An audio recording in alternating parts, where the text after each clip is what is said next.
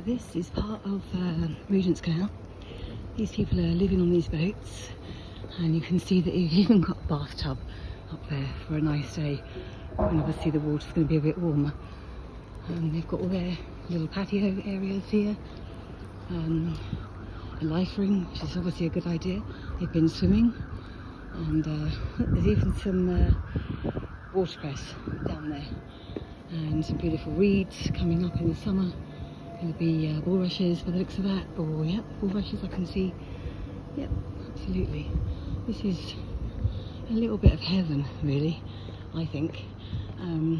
Beautiful people living on beautiful boats, just checking out, you know, like living on the edge.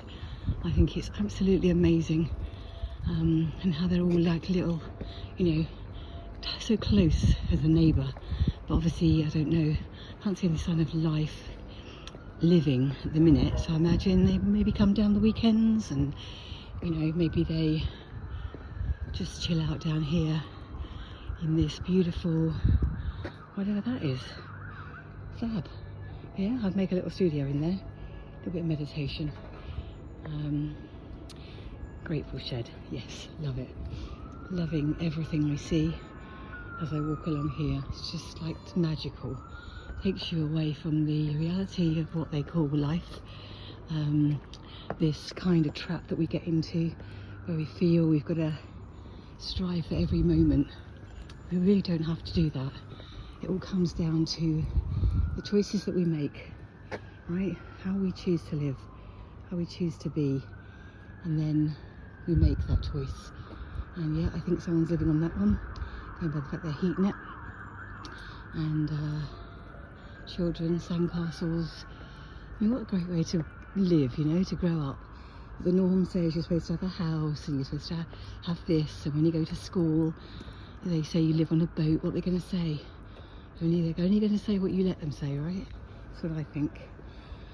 Anyway, so this is taking me down the Regent's Canal, and I was told by a beautiful guide that took me a couple of weeks ago that it was named the Regent's Canal because I think it was one of the kings back in the 17th, 18th century went mad and went into a lunatic asylum, but he was still a king, so they couldn't put another king in, so they made the Regent, and then named this after the Regent king.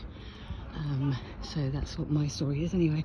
That's what my understanding is of what he told me, but it sounds like it's great. And the canals were dug out in the 17th century. These used to be fields, just fields, and they needed to get the shipments from Birmingham and Liverpool down the canal, so they did it by barge and horse.